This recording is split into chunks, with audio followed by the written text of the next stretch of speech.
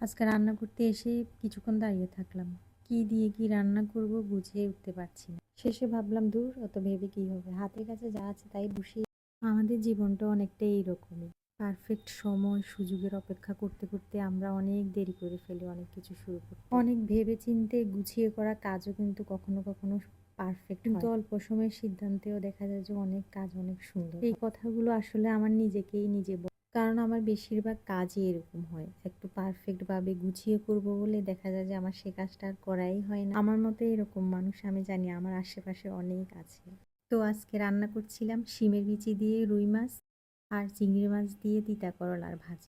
রান্নাটা বসিয়ে পাশে মশলা বাটছিলাম। আমার মেয়ে এসে আমাকে মশলা বাটতে সাহায্য করতে চাইল, আমিও তাকে মশলাটা বাটতে দিলাম। মশলাটা নাড়াচাড়া করতে গিয়ে আমার মেয়ে বারবার আমার কাছে জানতে চাইছিল, মা আমার হচ্ছে? ওর কথা শুনে মনে হলো আমরাও তো সারা জীবন এটাই জানতে চাই।